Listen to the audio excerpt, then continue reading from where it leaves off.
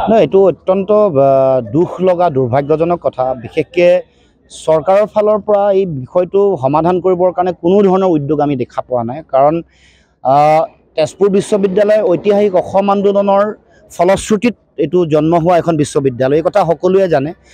855 জন শ্বহীদৰ ত্যাগৰ লগত জড়িত হৈ থকা বিশ্ববিদ্যালয়ৰ বিদ্যায়তনিক যিটো পৰিৱেশ, এই পৰিৱেশটো ভয়াৱহভাৱে ইয়াত বিঘ্নিত হৈছে। ছাত্ৰ ছাত্ৰীসকলে বিভিন্ন জেনুইন বিষয়ক লৈ বহু গুৰুত্বপূৰ্ণ বিষয়, বিশেষকৈ জুবিনদাৰ মৃত্যুৰ পিছৰ পৰা গোটেই পৰিক্ৰমাটো আৰম্ভ হৈছে।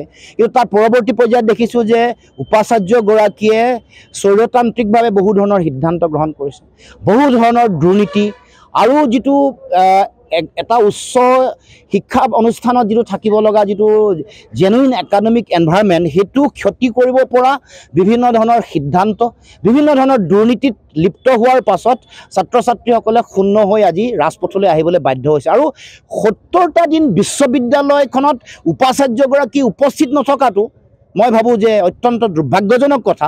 আৰু অসমৰ মুখ্যমন্ত্ৰী আৰু অসমৰ যিগৰাকী ৰাজ্যপাল আছে, তেওঁলোকৰো এটা নৈতিক দায়িত্ব আছে যে তেওঁলোকে ৭০ দিনৰ যিটো অচলাৱস্থা চলি আছে, যিটো পৰিক্ৰমা চলি আছে, এইটো তেওঁলোকে সোনকালে সমাধান সূত্ৰ উলিয়াবৰ কাৰণে ব্যৱস্থা গ্ৰহণ কৰিব লাগে। কিন্তু তাকে নকৰি এইটো কেন্দ্ৰীয় চৰকাৰৰ অধীনৰ বিষয়, কেন্দ্ৰীয় চৰকাৰৰ যি মানে আগৰ মানৱ সম্পদ মন্ত্ৰণালয় বা যিটো উচ্চ কেন্দ্ৰীয় চৰকাৰৰ শিক্ষাৰ লগত জড়িত হৈ থকা মন্ত্ৰণালয়, ইয়াৰ লগত জড়িত হ'ব, আমি মনে মনে থাকিম, এই কথা কোনো কাৰণতে হ'ব নোৱাৰে। অসমৰ মুখ্যমন্ত্ৰীৰো এটা দায়িত্ব আছে, তেওঁ ৰাজ্যখনৰ তেওঁ গাৰ্জেন।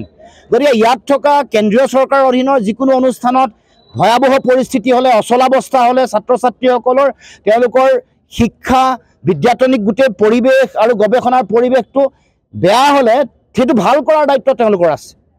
গতিকে এইখন বিশ্ববিদ্যালয় অসমৰ স্বাভিমান, উত্তৰ পূৰ্বাঞ্চল আৰু দেশৰ স্বাভিমান।